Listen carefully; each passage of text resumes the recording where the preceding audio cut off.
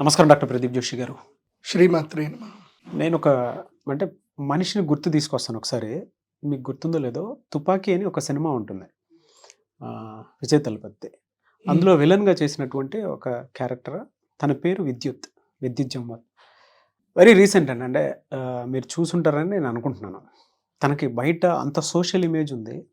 దానితో పాటు social life మీద అవగాహన ఉంది.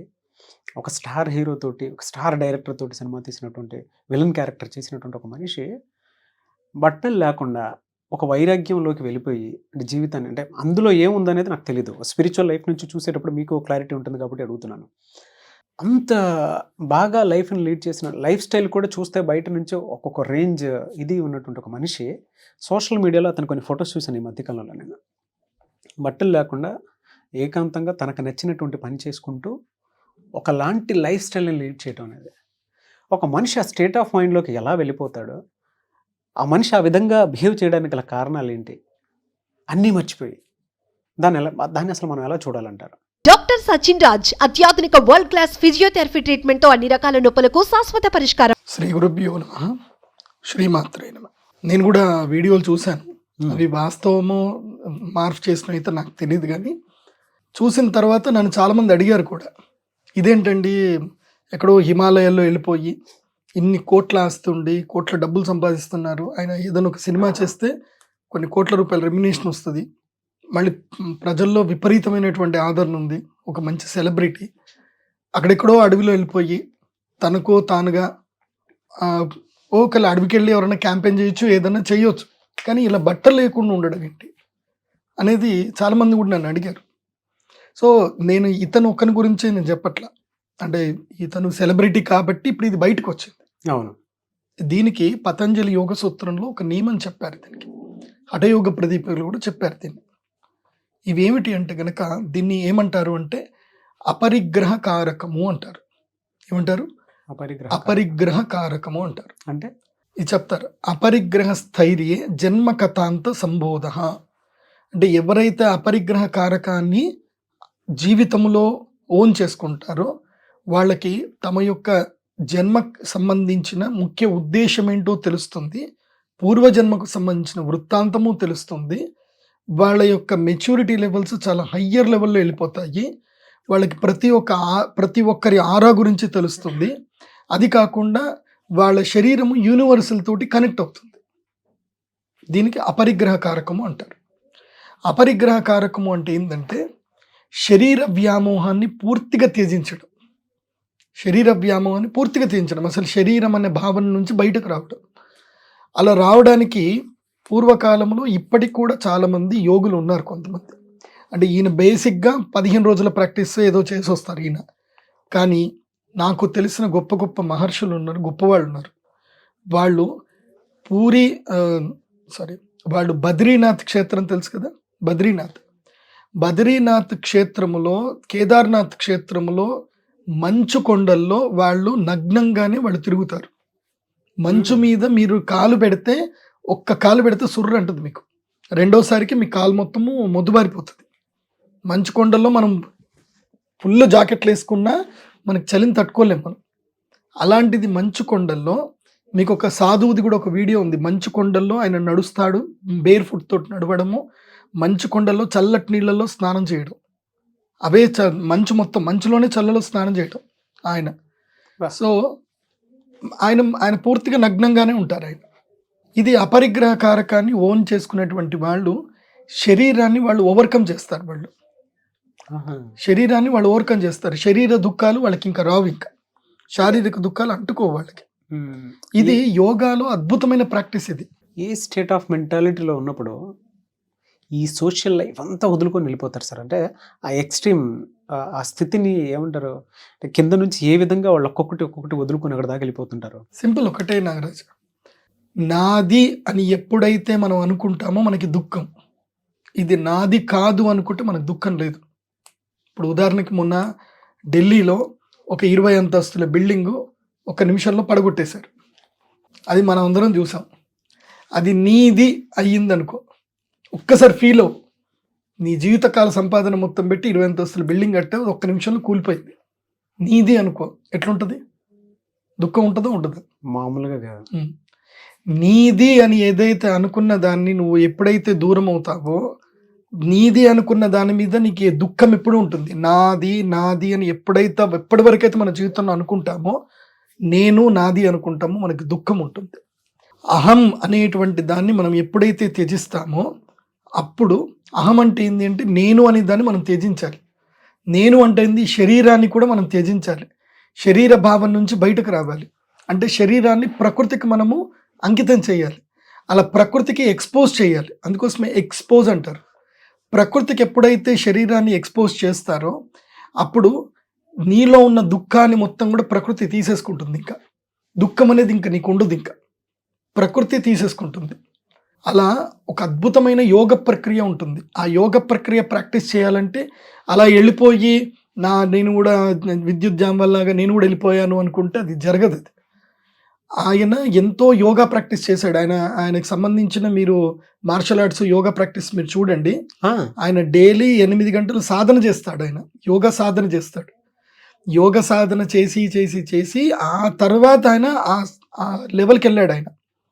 సో మీరు కూడా అలా ఆ స్థాయికి వెళ్ళాలి అనుకుంటా. అంటే బతికి ఉన్నప్పుడే, ఈ శరీరంతో ఉన్నప్పుడే దివ్య శక్తులు రావాలన్నా, దివ్యత్వం తెలుసుకోవాలి అన్నా, ఈ శరీరం యొక్క దుఃఖాలన్నింటినీ ఓవర్కమ్ చేయాలి అన్నా, ఒక అద్భుతమైన ఆనందము, దాని అల్టిమేట్ బ్లిస్ఫుల్నెస్ పొందాలి అన్నా, యోగా ప్రాక్టీస్లో అపరిగ్రహాన్ని మనం స్వీకరించాలి. అంటే ఎవరి దగ్గర ఏది ఆశించకపోవడం, నీది అంటూ ఏది లేదు అని భావించడం, అన్నిటినీ త్యజించి వెళ్ళడం, దీన్నే అపరిగ్రహ కారకం అంటారు. బౌద్ధ సన్యాసుల్లో గొప్ప వాళ్ళల్లో మాత్రమే ఉంటుంది, అందరి దగ్గర ఇది ఉండదు. కానీ జీవిత మర్మం మాత్రం తెలుస్తుంది. నువ్వు ఎవరు, నువ్వు ఎందుకు పుట్టావు, నువ్వు చేయాల్సిన సాధన ఏంటి, ప్రపంచం అంటే ఏంటి, జీవిత సత్యం అంటే ఏంటి, ఇవి మాత్రం అపరిగ్రహ కారకంలో తొందరగా తెలుస్తాయి. కానీ దానికి కాన్స్టెంట్ యోగా ప్రాక్టీస్ చేయాలి. యమ, నియమ, ఆసన, ప్రాణాయామ ఇవి చెయ్యాలి. ఇవి చేసిన తర్వాత ప్రత్యాహారం స్టార్ట్ అవుతుంది. ఈ ప్రత్యాహారం చేసిన తర్వాత అప్పుడు ధ్యానం చేస్తాము, ధారణ చేస్తాము. సో ఇవి చెయ్యాలి అని అంటే మొదలు యమ నియమాలు మనం ప్రాక్టీస్ చేయాలి. ఏది తినాలి, ఏది తినకూడదు, ఎలా ఉండాలి, ఎలా ఉండకూడదు, ఇవన్నీ కూడా పతంజలి యోగ సూత్రంలో చెప్తారు. అవి ప్రాక్టీస్ చేయాలి. ఇప్పుడు ఈ బట్టలు లేకుండా ఉండడము అనేది, న్యూడిటీ అనేది ఏదైతే ఉందో, ఇది వల్గారిటీ కాదు. ఇది ఫస్ట్ మనం అది పాయింట్ తీసుకోవాలి. ఇది వల్గారిటీ కాదు, న్యూడిటీ అనేది వల్గారిటీ కాదు. ఎందుకోసమంటే మన యొక్క భారతదేశంలో దేవాలయాల మీద ఏముంటాయి చెప్పండి, గోపురాల మీద వాటి మీద ఏముంటాయి చెప్పండి. ఖజురాహోకి వెళ్ళండి, ఏముంది, న్యూడిటీ ఉంది. శ్రీకాళహస్తి దేవస్థానానికి సంబంధించిన గోపురం మీద ఏమున్నాయి చూడండి, కొన్ని వెళ్ళి చూసిరండి, న్యూడిటీ ఉంటాయి అక్కడ. పాతకాలం తంజావూరు టెంపుల్ వెళ్ళండి, ఖజురాహో వెళ్ళండి, అజంతా వెళ్ళండి, ఎల్లోరా వెళ్ళండి, మీరు ఏ దేవాలయాలకు వెళ్ళినా పూర్వకాల దేవస్థానంలో న్యూడిటీ అనేది టెంపుల్స్ మీద చూపిస్తారు. అన్నమయ్య సినిమాలో కూడా చెప్తారు, నీకు అవి చూస్తే నీకు ఏమనిపిస్తుందంటే ఈ సృష్టి ప్రజాపతులు కనిపిస్తున్నారు అని చెప్పి ఆ వెంకటేశ్వర స్వామి క్యారెక్టర్ సమాధానం చెప్తుంది అక్కడ. ఫస్ట్ మనం ఇది అర్థం చేసుకోవాలి, తత్వాన్ని అర్థం చేసుకోవాలి. ఏమిటంటే nudity is not vulgarity. Nudity means it's exposing. అది ఎక్స్పోజ్ అవ్వడం, నేచర్కి మనం ఎక్స్పోజ్ అవ్వడం. కొంతమంది అంటే ఇది కొంచెం మీకు వల్గారిటీగా మీకు అనిపించవచ్చు, బికాస్ అది మీ మెచ్యూరిటీ లెవెల్ లేకపోవడం. సో ఇప్పటికీ కూడా కొంతమంది ఇళ్లల్లో కొన్ని ప్రదేశాలు, ఎందుకోసమంటే నేను నిమ్హాన్స్కి అలాంటి ప్లేస్లో నేను కూడా వెళ్ళాను. నేను ఎక్కడైతే యోగా థెరపిస్ట్ ప్రాక్టీస్ చేశానో అక్కడికి కూడా కొంతమంది కొన్ని కంప్లైంట్స్తో వచ్చారు. ఏమని కంప్లైంట్ అంటే, వీళ్ళు ఒంటరిగా ఉంటారు, బట్టలు మొత్తం ఇప్పేసి మా ఇంట్లో తిరుగుతూ ఉంటాడు, మేము ఒకసారి చూసి భయపడ్డాము, వీడికైనా దయ్యం పట్టిందా అని అనుకున్నాము, లేదా వీడికైనా పిచ్చిలేసిందా అని అనుకున్నాము, అది స్టేటస్ ఏందో అర్థం కాలేదు అని చెప్పి వీళ్ళు సైకియాట్రిస్ట్ దగ్గర తీసుకెళ్తూ ఉంటారు. ఒక్కొక్కళ్ళకి ఒక్కొక్క ఆనందం అనేది ఒకటి దొరుకుతుంది జీవితంలో. వాళ్ళ ఆనందాన్ని మీరు మాత్రం కాలరాయకండి. ఇప్పుడు న్యూడ్గా ఇంట్లో తిరగడము, ఎవరికి తెలియకుండా అలా ఉండాలి అనుకోవడం అనేది వాళ్ళ పూర్వజన్మకు సంబంధించిన కొన్ని వాసనలు కావచ్చు, లేకపోతే వాళ్ళకి దాని మీద ఉండేటువంటి యొక్క విరక్తి కూడా కావచ్చు. జీవితం మీద ఒక విరక్తి కూడా కొంతమంది కలుగుతుంది. విరక్తి కలిగి వాళ్ళకి ఏం చేయాలో తెలియక అలా కూర్చుంటారు కూడా. అది కైండ్ ఆఫ్ శ్మశాన వైరాగ్యం అని కూడా చెప్పొచ్చు. మీరు చెప్తుంటే అది- నాకు ఒంగోలు గిత్త సినిమాలో ప్రకాష్ రాజ్ గారి క్యారెక్టర్ గుర్తొస్తుంది. ఎందుకోసం అంటే ఆ క్యారెక్టర్కి ఎందుకో అట్లా ఎస్టాబ్లిష్ చేశారు అని వాస్తవ జీవితంలో ఏం జరుగుతుందో చెప్తానండి. మనిషి నిజ జీవితంలో నాటకీయంగా ఉంటాడు. నిజ జీవితం మొత్తం నాటకం. ఎక్కడ చూసినా వాడి ఒరిజినాలిటీ లేదు. ఆ ఫ్రస్ట్రేషన్ ఏదైతే ఉందో అది రాత్రిపూట న్యూడిటీ ఉండి తన ఫ్రస్ట్రేషన్ తీర్చుకుంటాడు న్యూడిటీతో. అంటే నేను ఇది స్వచ్ఛంగా నేను ఇలా ఉండాలనుకుంటున్నాను అని తన ఒరిజినాలిటీని చూపించుకోవడం అనేది ఆ సినిమా క్యారెక్టర్ యాక్చువల్లీ. అట్లాగే ప్రపంచంలో కొంతమంది ఉంటారు, వాళ్ళు ప్రపంచంలో కేవలము దొంగ నవ్వులు నవ్వుతూ అలా ఉండేవాళ్ళు కూడా కొంతమంది ఉంటారు. కానీ దానికి దీనికి సంబంధం వేరు. నేను చెప్పేది ఏంటంటే ఈ న్యూడిటీ వల్ల ఏదైతే ఉందో ఇది హయ్యర్ మెచ్యూరిటీ లెవెల్లో వచ్చిన తర్వాత, యోగా ప్రాక్టీస్ తర్వాత ఇదేదైతే న్యూడిటీ ఉంటుందో ఇది కామానికి కూడా బియాండ్ ఉంటుంది. అదే అల్టిమేట్ బ్లిస్ఫుల్. మీరు ఓషో గారి పుస్తకాలు చదవండి. చాలామంది ఓషోని ద్వేషిస్తారు. ఆ మెచ్యూరిటీ లెవెల్ ఉంటే తప్ప ఓషో ఎవరికి అర్థం అవ్వడు. సంభోగం నుంచి సమాధి వైపు చదవండి. ఎప్పుడైతే సంభోగ కాంక్షలన్నీ కూడా తీరిపోతాయో, దేహం మీద ఎప్పుడైతే విరక్తి త్యాజ్యం వస్తుందో, ఎప్పుడైతే కనుక అమితమైన ఆనందం దొరకాలన్న ఆలోచన వస్తుందో, అప్పుడు శరీరం అనేది ఒక ప్యాటర్న్ కానే కాదు, దాన్ని మించి వెళ్ళిపోతుంది. మనస్సు వెళ్ళిపోతుంది. శరీరాన్ని దాటి మనస్సు వెళ్ళాలి. అది వెళ్ళింది అనుకో, అది బ్లిస్ఫుల్నెస్ అంతే. ఇంకా అది మెచ్యూరిటీ లెవెల్ తప్ప వేరే వాళ్ళకి అర్థం కాదు.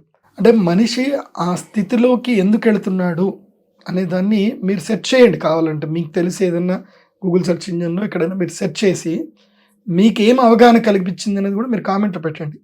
కానీ నేను నీకు ఒకటే చెప్తాను, మనిషికి శారీరక సుఖం ద్వారా అల్టిమేట్ బ్లిస్ఫుల్ దొరికేది మాత్రం న్యూడిటీ వల్ల మాత్రమే.